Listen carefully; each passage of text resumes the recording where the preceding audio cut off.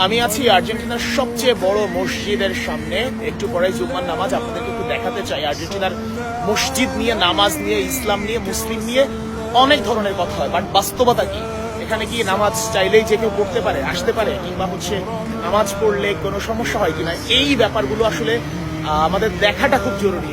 প্রত্যেক বাংলাদেশি মুসলিমের এটা দেখাটা খুব জরুরি। তো আমরা আপনাদেরকে সেটাই দেখাবো। তার আগে একটু মসজিদটা ঘুরিয়ে দেখতে চাই, মসজিদটা আসলে কেমন।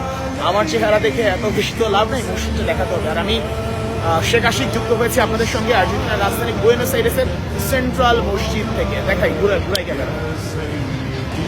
এই হচ্ছে আর্জেন্টিনার সবচেয়ে বড় মসজিদ, সেন্ট্রো কালচারাল ইসলামিকো রে ফাহাদিন আর্জেন্টিনা, দেখতেই পাচ্ছেন। এবং এইখানে আর্জেন্টিনার পতাকা আছে, আর এইখানে আমার ব্যাগ রাখা, ব্যাগে ছোট একটা বাংলাদেশের পতাকা। আমি একটু দেখাই এদেরকে।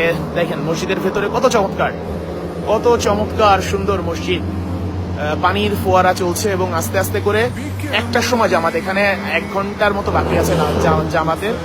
সো মানুষজন তো এখনো আসা শুরু করেছে, 2-1 করে আসছে।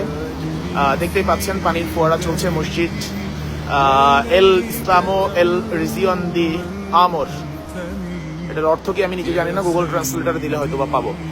সো আর্জেন্টিনার সবচেয়ে বড় মসজিদ, মানে সেন্ট্রাল মসজিদ, কেন্দ্রীয় মসজিদ, এবং মসজিদের সামনে কত সুন্দর।